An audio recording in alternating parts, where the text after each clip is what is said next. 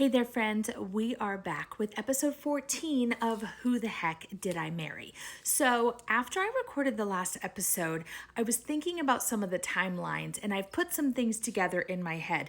I kind of tried to jot a few things down just to see kind of how it all played out. In my brain, I think I thought that he was only on probation for about 6 months. So I had stated in the last episode that due to the credit card theft, he ended up taking a plea agreement that gave him probation, and it was a felony. He had to pay back the money along with some fines, and then probation was it. There was no jail time needed. So I think I thought that he had 2 years was what was given of probation, but I think he had served only 6. I'm thinking about it now, and I can think of where we were living when he had to go to his last probation meeting, and it was about 6 months into our marriage. So I'm going to guess that he actually served a year out of the 2 of his probation. Okay, so just wanted to put that timeline together. Also, he had started this new job in June of 2005.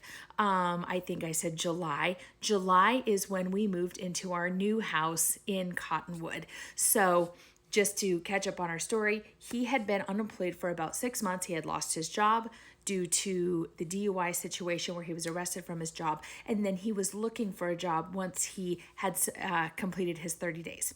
So, here we are. 6 months of unemployment, we're planning a wedding. Then we've got this credit card theft thing to take care of, which has now been taken care of. We know the results of that. So he has been offered this really good job being the assistant controller at a car dealership up in Cottonwood, Arizona, which is about 2 hours north of where our families live in the Phoenix area. We did talk about it and decided that that was a great place for us to start raising a family. It's a smaller town. They had like a Walmart and a JCPenney and a Home Depot and a Sizzler, which made me really happy. And it was far enough away from our family so we could be independent and really kind of start our lives. Okay. So he gets the job in June and we start looking for houses. Now, our wedding is scheduled for Labor Day weekend, which was September 4th of 2005. So we had a little time before the wedding, but he needed to get settled up there. We needed to get a place to live secured, and I needed to start looking for a job up there. So when it came to the wedding before or after, we were able to obviously live together and have jobs and have money to pay our bills. So I went ahead and started hunting for a job up there. The 2 of us together went up there several times and started looking for homes. The market was rough at this point. It is 2005, right? And this is right about as the housing bubble was starting to really build up before the pop, okay? So just given timelines of where things are. Rentals are hard to find. Homes are hard to find. Even builds up in Cottonwood, definitely hard to find. Well, there was one small community that was building, and these houses were single family homes, but individual. And we found one that was what they called a spec home, which means it was mostly completed. Somebody else probably had backed out of the purchase or couldn't get financed. So it was sitting there waiting for a couple of decisions to be made about it, and then it was ready to be moved in. So we could have a 30-day move-in on this house if we could get our financing in line. So Ken is working at this car dealership. He actually was living with the controller of the car dealership because they had kind of a basement in their home, and it was built for their son when he lived at home and was going to college, and now he was married and moved out. So they kind of had this little apartment in the basement level of their home. So they let him rent it like super cheap for a month until we could get our house figured out. So he was up there, I was down here, final kind of wedding planning. He's starting the job. I'm hunting for a job. But like I said earlier, I was working at DHL and I kept that job until I ended up moving up to Cottonwood to a new job. Okay. So when it comes to buying this house, we had to obviously get all of our paperwork in order, all of our financials and everything. You know that I had purchased a house with my brother, and my equity or money currently is being tied up in that home. So we had to do what I call some family finagling. Basically, my parents bought my interest in my parents' in me and my brother's home. They bought my interest so that I could take my equity out. And then my brother got a couple of friends to rent with him to then pay that portion. So the house was paid for. My parents' name was put on the home just to preserve my brother could not finance the home on his own. So that allowed them to be able to finance that home. And then I was able to take my equity out of the house and go and put it down on our Cottonwood house. So if I remember numbers correctly, we bought the house for basically $100,000. Okay. So it was $99,999. Basically, it was just under $100,000. And very small house, 2 bedrooms, postage stamp of a yard, but all we needed as newlyweds, it gave us a spare bedroom that we kind of used also as a den. And then we had our master bedroom and a very small yard, which again was enough for us, especially, we don't really know anybody up there or whatever. It was a great starter home for us.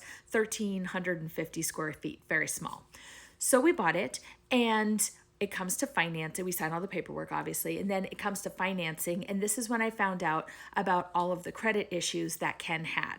So apparently Ken had a bunch of student loans, and these student loans were all rolled together into one student loan because he had missed some payments. He was in default of some payments.